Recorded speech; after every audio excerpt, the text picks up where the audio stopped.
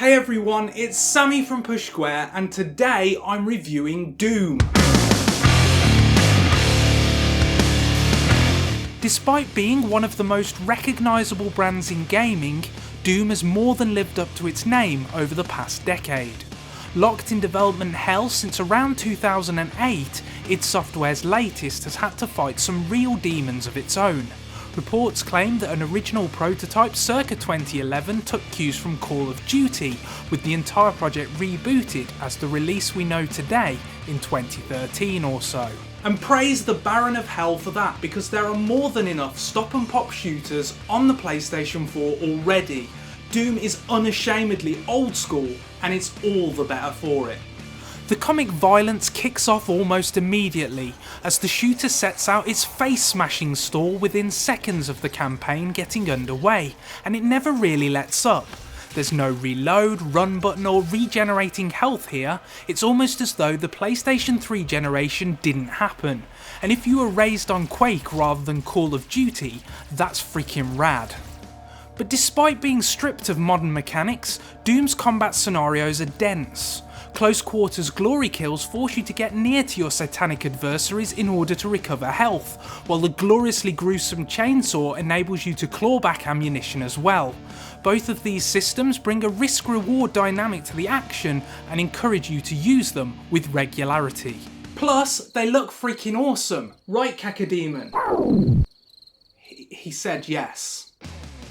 Before you can eviscerate your enemies though, you'll need to soften them up with your ever-expanding arsenal of firepower. While the weapons don't quite grunt as loudly as I would have liked, they are fun to use and each can be augmented with a couple of different mods to give them entertaining secondary options. The assault rifle, for example, can be equipped with mini rockets, while you can cool the pulse rifle by emitting a devastating blast of energy. The coolest thing, however, is that you can toggle between your firearms on the fly using the title's weapon wheel. The last FPS I played with this feature was Resistance 3 all the way back in 2011, and it's still one of my favourite mechanics. Slowing down time to switch between guns is so fun, and when combined with the headache-inducing soundtrack and arena-esque combat bowls, it allows for impressive amounts of experimentation amidst some pretty hectic shootouts.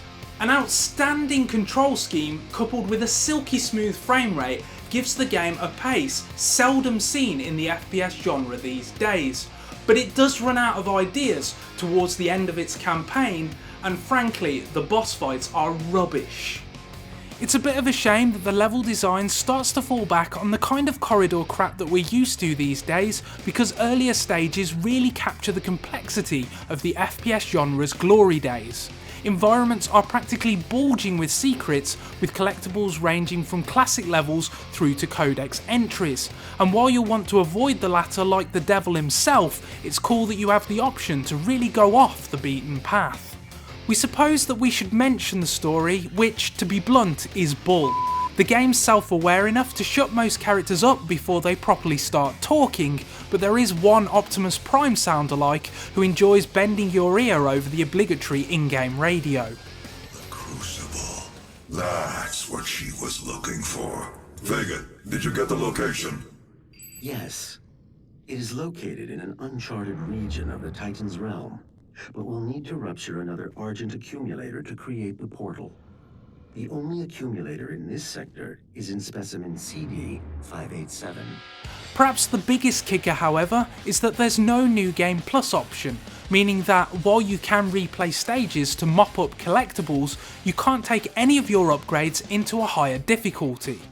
This may be an intentional design decision, but seeing as you have to unlock upgrades for your suit and weapons by both completing trials and finding collectibles, we would have liked to bring that progress forward into a new campaign. There's tons of replay value when you factor in competitive multiplayer and snap map though. The former, which attempts to rekindle the glory days of the online arena shooter, has all of the modes that you'd expect. But aside from offering the ability to transform into demons, I found it all a bit flat if I'm honest. Indeed, it's snap map that harbours greater potential. This feature enables you to create your own deathmatch maps, cooperative campaigns, or even mini-games. Sure, as with all user-generated content, the quality varies wildly, but the tools seem powerful, and if id Software can spotlight the good stuff, then this could prove a neat addition. I mean, there's even an interactive cowbell.